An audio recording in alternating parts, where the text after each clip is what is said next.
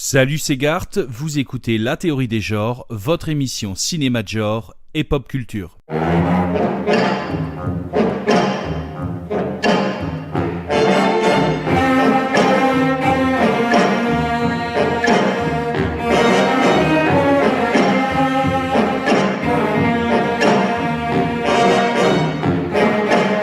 La Théorie des genres, épisode 8. Aujourd'hui, The Assassin de Wu Shaoxian est-il un film d'arts martiaux ?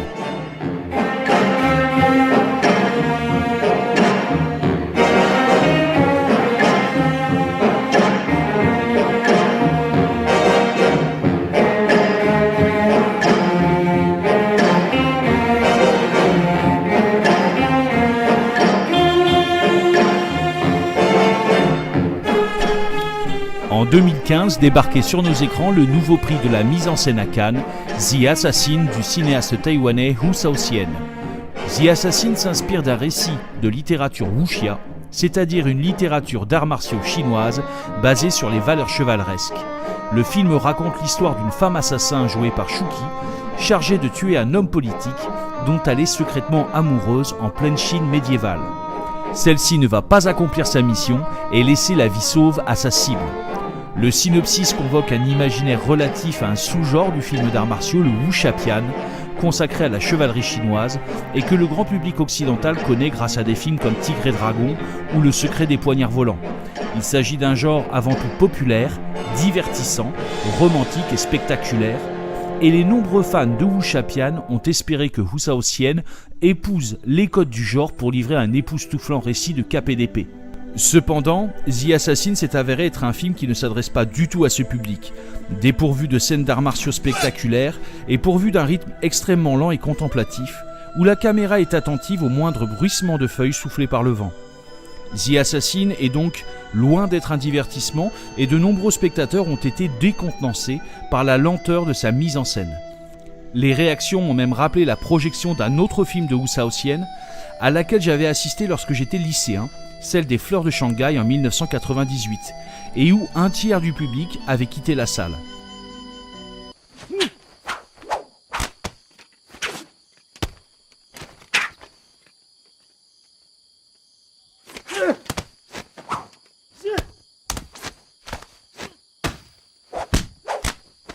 Cependant, la critique a accueilli favorablement The Assassin, notamment pour ses choix de mise en scène, auréolés d'une récompense à Cannes.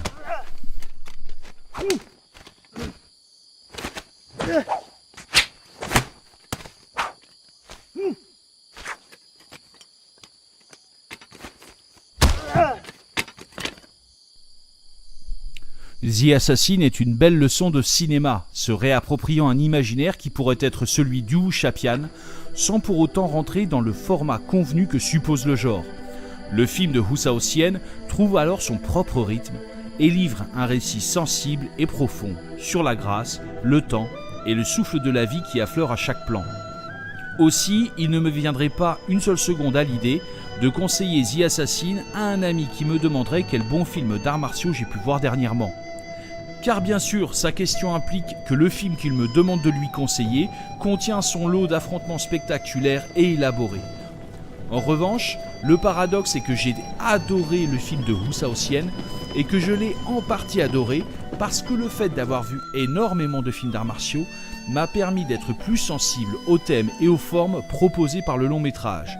Et si je n'arrive pas à classer le long métrage dans la catégorie des films d'arts martiaux, lorsque je regarde la scène finale, où l'héroïne se contente de parer d'un coup de poignard l'attaque que lui porte sa commanditaire, juste avant de disparaître dans la nature, sans aucune autre forme de violence, je ne peux m'empêcher de voir dans cette simple scène plus de cinéma d'arts martiaux que dans les deux volets réunis de Kill Bill de Tarantino.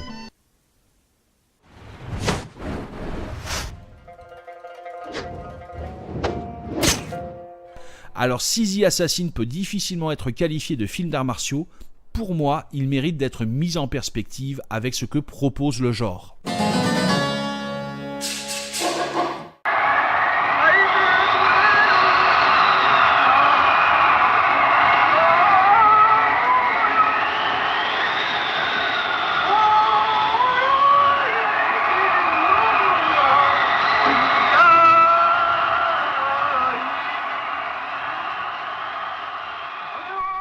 Dans la mise en scène de The Assassin, un motif revient souvent, celui des corps des personnages, filmés en plan large, dans une nature triomphante et où la plupart du temps, le vent souffle.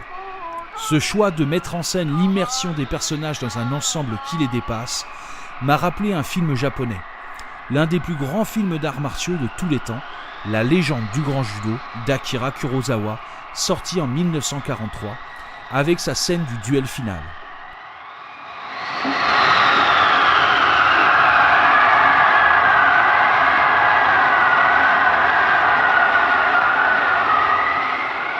Dans cette légendaire séquence, le héros, Sugata Sanshiro, attend son ennemi au sommet d'une montagne battue par les vents. Par les jeux de cadrage, Kurosawa alterne des plans dont les cadres sont majoritairement occupés par le sol, puis majoritairement occupés par le ciel. Par ailleurs, Kurosawa filme le vent à travers les mouvements des herbes et des nuages, renforçant l'impression d'immuabilité de la montagne et du corps du héros.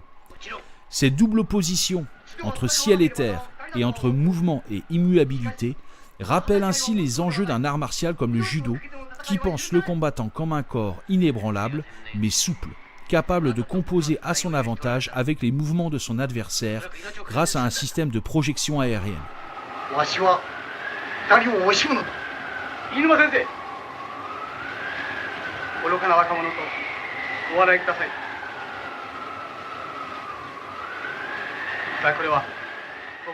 Mais durant la scène finale de La légende du grand judo, le premier à contempler ce spectacle n'est pas le spectateur, mais le héros lui-même, le judoka Sugata Sanshiro. En observant la nature autour de lui, le héros s'observe lui-même, ou plus précisément observe la place qu'il occupe au sein de la nature. Le corps de l'artiste martial se présente alors comme un corps réflexif, capable de se penser au sein d'un ensemble, et rappelle la conception des arts martiaux telle que la formula au XVIIe siècle le samouraï Miyamoto Musashi dans le traité des 5 roues, où se projeter dans un combat équivaut à se projeter dans le monde en développant une stratégie basée sur une observation de soi et de ce qui nous entoure. Cette stratégie, dans ses écrits, Musashi l'appelle le rythme.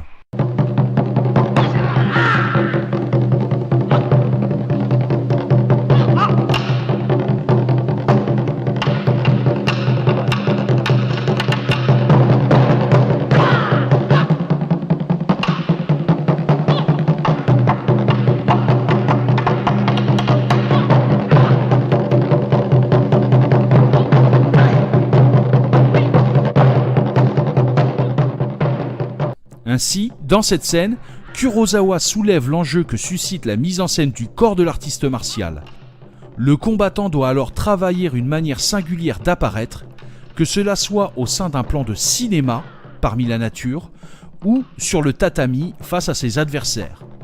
Et c'est là qu'à mon sens s'arrête la comparaison avec le film The Assassin de Husao Sien, qui se conclut bien plus sur le motif de la disparition d'un corps que sur celui de l'apparition d'un corps.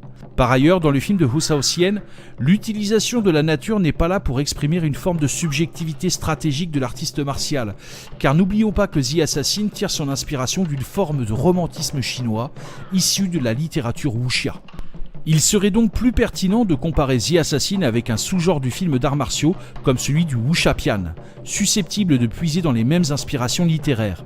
En effet, dans le wuxia-pian, l'utilisation des décors, qu'ils soient des décors de studio ou des décors naturels, n'est pas forcément liée à la représentation d'une stratégie ou d'une philosophie du combattant, comme c'est le cas dans La légende du grand judo ou dans les films de sabre japonais. Ici, les décors expriment également des sentiments, comme le sentiment amoureux qu'entretient l'héroïne de The Assassin. De même, dans le wuxia-pian, la maîtrise martiale s'accompagne parfois d'une mise en retrait du personnage. Parfois, il peut s'agir d'une retraite méditative, signifiant que par sa maîtrise des arts martiaux, le personnage a transcendé sa condition humaine et a quitté les lois de notre monde. Ou parfois, il peut s'agir d'un simple pas de côté, signifiant que le maître d'arts martiaux vit en décalage avec le monde qui l'entoure. Dans ce cas, je pense notamment à l'un des meilleurs wuxia-pian produits par les studios hongkongais de la Shaw Brothers, King Eagle de Changche, sorti en 1971.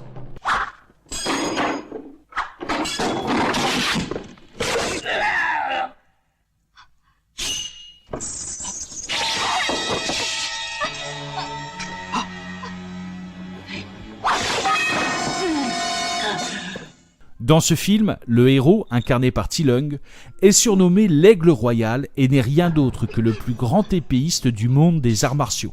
Mais son talent l'a lassé des affrontements et il refuse de combattre les nombreux prétendants au titre se mettant sur son chemin. Ainsi, pour gagner sa vie, le héros se propose pour pleurer sur les tombes des défunts. Sans cesse provoqué en duel, le héros n'affiche que son dédain pour les artistes martiaux. Cependant, le refus de combattre exprimé à plusieurs reprises par le personnage de Thi Lung exprime avant tout un mépris cruel envers ses semblables et le monde des arts martiaux. Cette attitude correspond au ton très particulier des wuxia-pian de Shang-Chi, qui sont souvent des films pessimistes et violents, et où le monde des arts martiaux est souvent dépeint comme un monde moribond. De plus, dans King Eagle, il est impossible de mesurer le degré de tristesse ou de compassion exprimé par le héros, car les larmes versées par le personnage sont des larmes de mercenaires, vendues aux plus offrants. Or, The Assassin n'est pas une critique du monde des arts martiaux, plutôt le parcours initiatique sincère d'une tueuse se retirant du monde, par la prise de conscience qu'il existe en elle un amour qui dépasse son être. C'est pourquoi, si l'on doit comparer The Assassin à un wuxia-pian, je pense qu'il est plus judicieux de s'intéresser au cinéma d'un compatriote de Hu Shaoxian, l'un des plus célèbres cinéastes taïwanais, King Hu.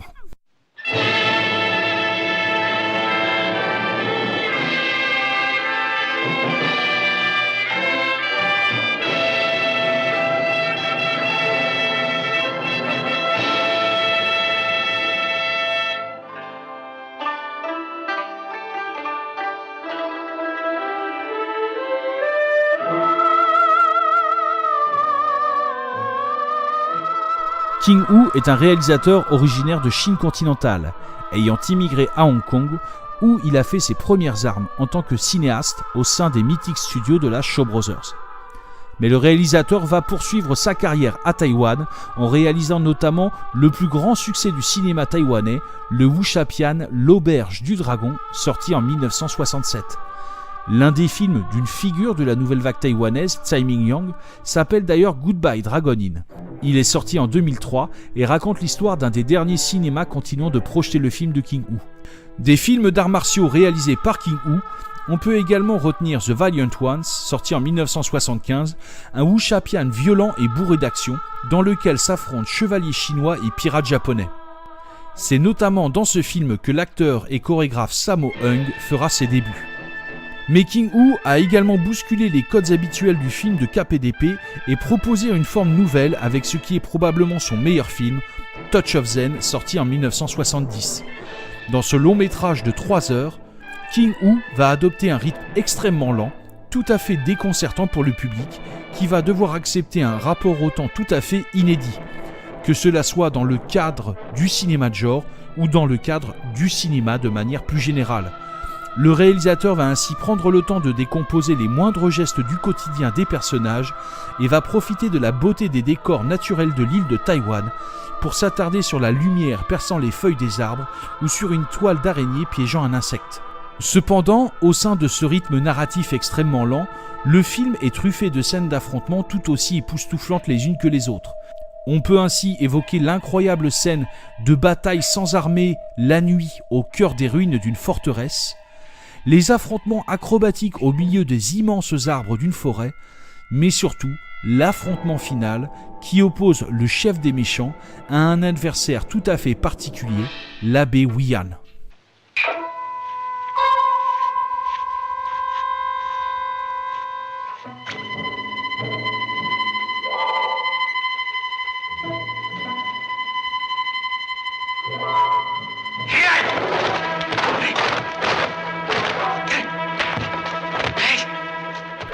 Du fait de sa sagesse bouddhiste, l'abbé Wian va s'avérer un adversaire tout à fait inattendu et à la puissance incomparable. En effet, il ne va pas combattre pour tuer son adversaire, mais le désarmer et le convaincre de partir pacifiquement. Et s'il va écraser son ennemi, ce n'est pas tant sous une pluie de coups que sous son inconditionnelle et immense miséricorde. C'est donc écrasé par la compassion bouddhique que les pourtant redoutables méchants de Touch of Zen vont être littéralement balayés.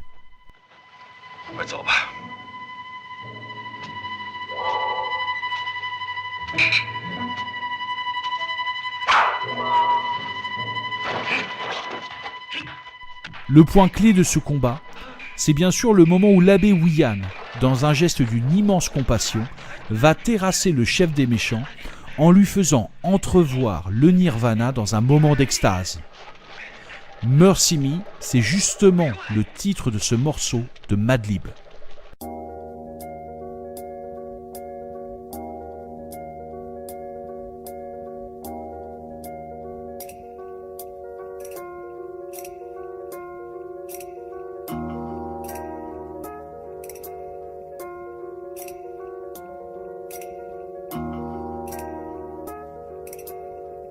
Soul on a track.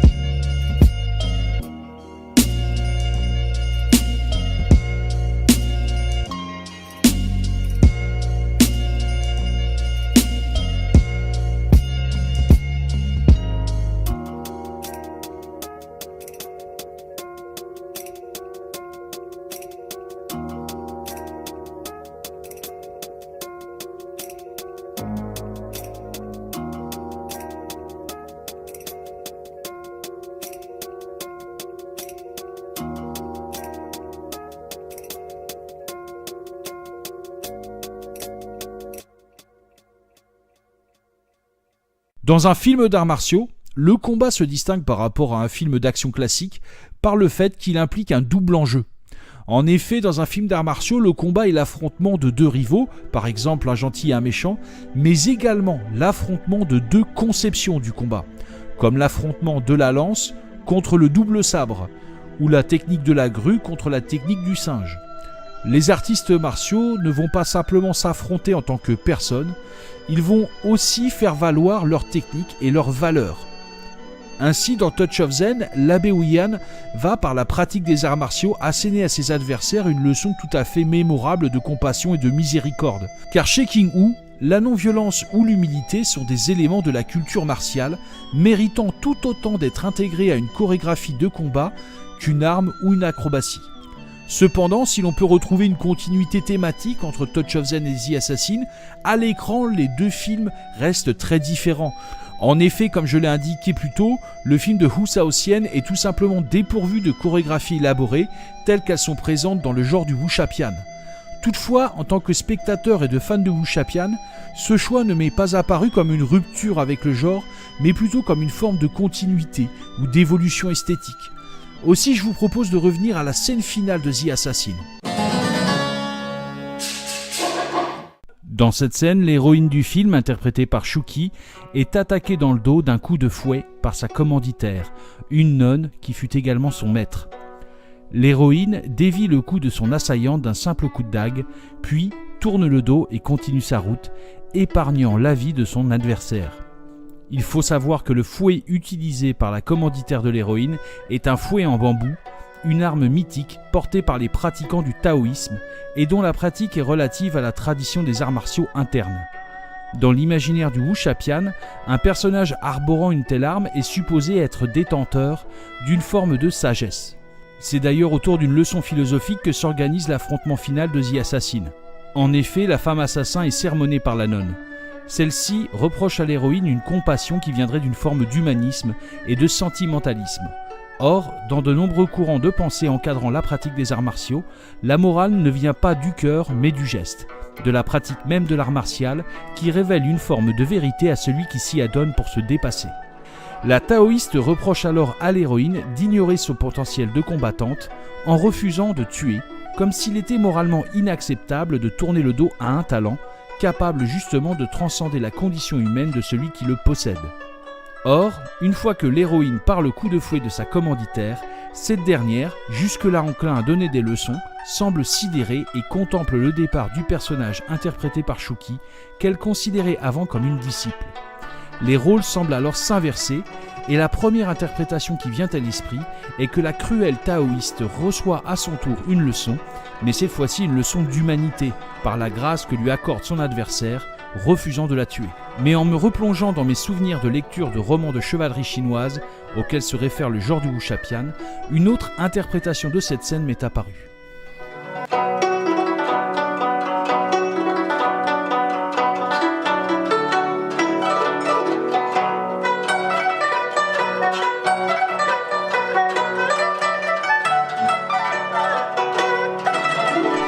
J'ai notamment pensé à l'histoire de l'un des 108 héros du roman Au bord de l'eau, le moine bagarreur Lu Zhishen.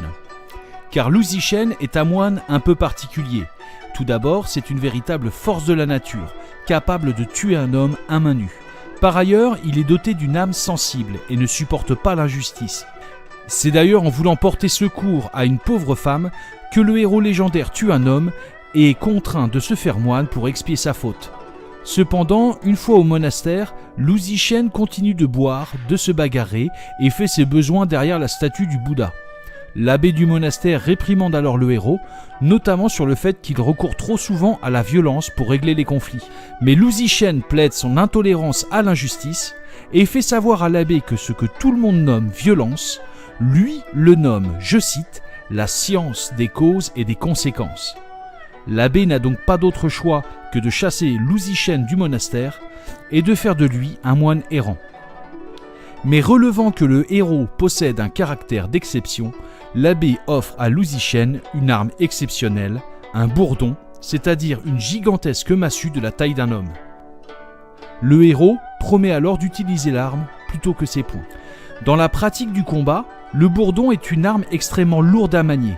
Elle va capter une partie de la force de Lu Zhishen et va donc lui apprendre à canaliser son énergie, à la mesurer pour mieux la répartir, lui permettant enfin de rendre justice sans tuer son adversaire. L'apprentissage de la compassion que va accomplir le héros passera donc avant tout par le geste et la pratique martiale. En repensant la scène finale de The Assassin de Hu Shaoxian, il n'est pas exclu que la sidération de la nonne taoïste ne relève pas simplement du fait que son assaillante lui ait épargné la vie, mais également de la qualité de la parade effectuée par l'héroïne, une technique simple et imbattable, et contre laquelle l'assaillant est déjà vaincu d'avance. La nonne taoïste est alors sidérée parce qu'elle sait qu'il ne sert à rien de procéder à un nouvel assaut, mais aussi parce que le combattant possédant une telle technique n'a tout simplement pas besoin de tuer pour vaincre. La scène raconte alors la grâce comme une intelligence du cœur qui donne une valeur à la vie, mais également la grâce comme la grâce du geste, c'est-à-dire l'intelligence d'une technique martiale permettant d'épargner la vie. Et puisque dans son discours, la nonne opposait la réalisation de soi par la pratique martiale et la compassion du corps humain, l'héroïne prouve à celle qui fut son maître qu'elle gagne d'un seul geste sur les deux tableaux.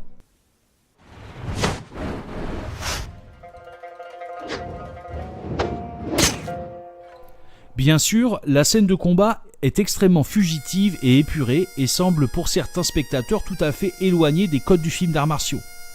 En effet, dans le film d'Hu Saotian, les choix de mise en scène ne sont pas ceux permettant de restituer de manière détaillée la réalisation d'une technique martiale. Dans cette séquence, le personnage de la tueuse avance calmement au milieu des herbes d'un flanc de montagne, suivi tout aussi calmement par sa commanditaire. Soudain, la nonne attaque, mais dans un tout autre décor, celui d'une forêt. De même, la parade de l'héroïne n'est filmée qu'en amorce, l'aspect exceptionnel du geste s'exprimant avant tout dans le regard sidéré de la nonne. On peut alors penser que ce choix de mise en scène est alors en total décalage avec la tradition du wuxia-pian et du film d'arts martiaux, qu'on imagine plutôt enclin à capter en détail les différentes passes d'armes.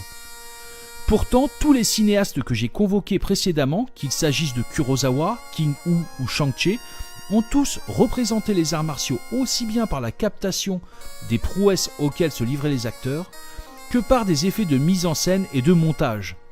Car le cinéma d'arts martiaux reste avant tout du cinéma et s'exprime également par les moyens de ce dernier.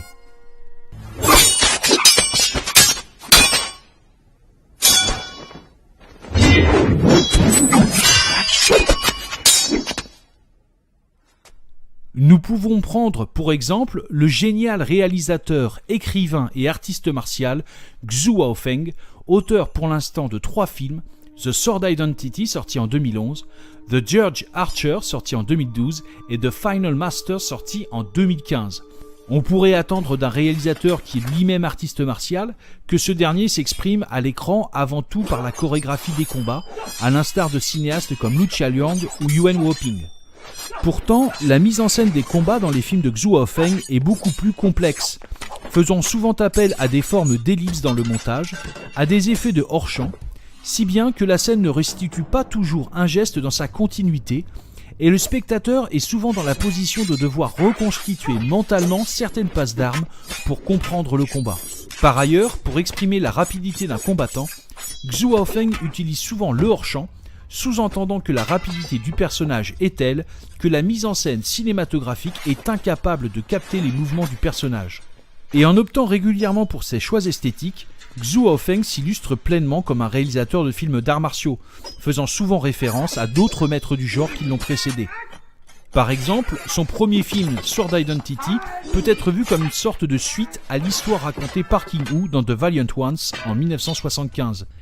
C'est pourquoi la mise en scène de la séquence finale de The Assassin ne m'apparaît absolument pas comme en rupture avec la tradition du wuxia-pian et du film d'arts martiaux en règle générale. En effet, l'ellipse opérée par le montage et le choix de cadrage de la parade effectuée par l'héroïne expriment merveilleusement la précision, la rapidité et la maîtrise d'une technique martiale. Envisager un long métrage tout à fait singulier comme The Assassin, comme un film d'arts martiaux, permet de se rendre compte que le cinéma de genre ne se construit pas simplement autour d'une sorte de cahier des charges à remplir, mais également sur des enjeux esthétiques et thématiques qui le dépassent parfois. C'est pourquoi je pense qu'il y a suffisamment à dire sur le sujet et espère vous retrouver en hiver 2018 et en été 2019. Les épisodes 1 et 2 devraient normalement être rediffusés durant les prochaines semaines et j'espère vous retrouver prochainement si tout se passe bien avec des émissions consacrées par exemple à Georges Franju et au cinéma de genre coréen.